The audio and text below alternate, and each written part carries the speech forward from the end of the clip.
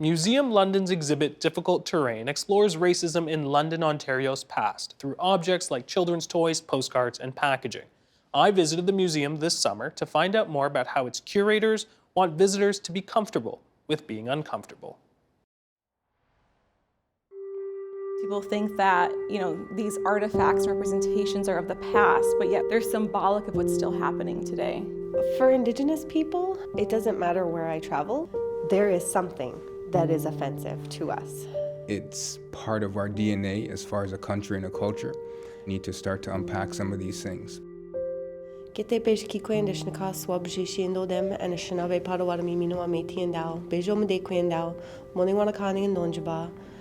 English name is Amanda Myers. I'm the Director of Indigenous Services at Western University. My name is Iman Fahmy. I'm a constituency assistant. My name is Leroy Hibbert, and I'm the Multicultural Outreach Coordinator for LUSO Community Services. I'm Amber Lloyd Langston. I'm the Curator of Regional History here at Museum London. My name is Samantha Metzi, and I'm a social worker, and we are the co-curators of Difficult Terrain. It's meant to make you uncomfortable, ask questions, and empathize. Museum London's exhibit, Difficult Terrain, is helping spark a conversation around prejudice, discrimination, and oppression through objects in its collection. Within here, there are some 45 to 50,000 objects. We have any number of objects in the collection that were at one time considered appropriate, but which today clearly raise a lot of red flags. Taking you now to our children's artifacts, our toys and games. Amber brought together 4 community leaders, each from various backgrounds, to reflect on these items that still have relevance today. But I think they can teach some pretty powerful things, prejudice. Each were asked what objects spoke to them. Sort of thing. The puzzle of 10 Little Indians, because that was just so powerful, and how we teach racism and genocide when it comes to the Indigenous community, and how we're still having that conversation really is it genocide? While there have been many adaptations of the nursery rhyme since it was created in the 1860s, it is still one based on death and murder. What this song does is count down basically from 10 to none, and every time a little Indian is killed, it's actually quite violent. They fall down a hole, they get blown up. The original lyrics are really quite horrendous. It was written at a time when the United States was killing Indigenous people, and it was at a time when Canada was absolutely involved in cultural genocide at the very least. The Difficult Terrain exhibit houses 25 objects and 10 images.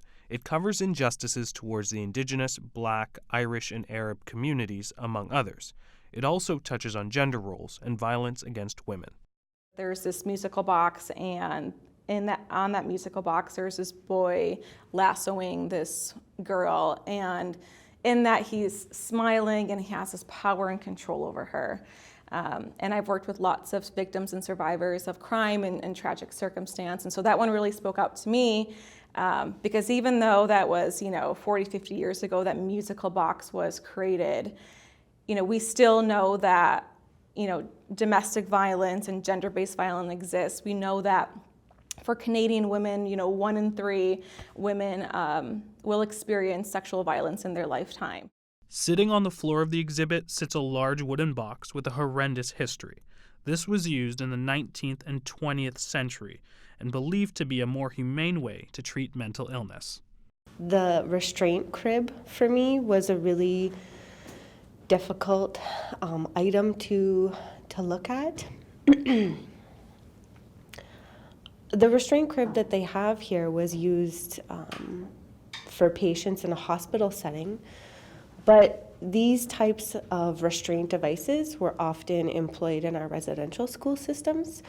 So for me, it was a really important reminder that how we consider the health and well-being of other humans has really not changed that much. It is basically a box that closes. It has slats. It's formed with very thick slats. And when you open it, and it's displayed open here, you can see scratches in the lid. Well, people have been confined in this thing and they were trying to get out. This was done in good faith. And for me, thinking about it, thinking, well, what are we doing today in good faith that 20, 30 years, 50 years down the road, we're going to look at and say, I cannot believe we did that. Museum London is a community museum and houses items from across the region. This diary was donated by a Londoner who has since passed. She was a young girl. She went off to camp, and all of the girls signed each other's little autograph books, as girls will, as children will, and they did all sorts of little rhymes. There's all sorts in there. But among them was a rhyme you wouldn't expect in such an innocent book. It reads, God made the N-word. God made him in the night. He made him in the night. God made him He made him in a hurry. He forgot to paint him white. Which almost makes me want to cry, because I cannot believe that somebody would write such a thing. It's normalized. It's part of how people communicated. Nobody batted an eye. Nobody thought it was incorrect. Nobody thought it was improper. And it was part of how people communicated. And back then, a few years ago, that's somewhat the shocking part. Each object in the exhibit is accompanied by a reflection from one of the co-curators, and visitors are encouraged to have their say and share their thoughts on how to build a more inclusive society. It can be really easy to live in a little bubble and to be, especially, I'm a privileged white woman, I really am. And I am so insulated from a lot of these things, and I know I'm not alone. We often talk about being safe and having safe spaces, but we also have to be talking about brave spaces. And that brave space is that when we're really challenging ourselves to look at ourselves and reflect, what is it that I can do in regards to any sort of racist circumstances or situations that I face. I hope people come in and are uncomfortable and that they lean into that discomfort. I hope that when they're uncomfortable, that they take a moment and think to themselves, like, why am I uncomfortable in this?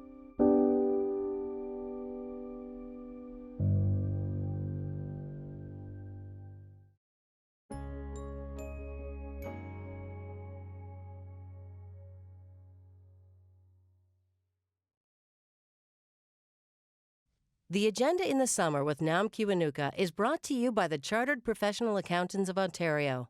CPA Ontario is a regulator, an educator, a thought leader, and an advocate. We protect the public. We advance our profession. We guide our CPAs. We are CPA Ontario, and by viewers like you. Thank you.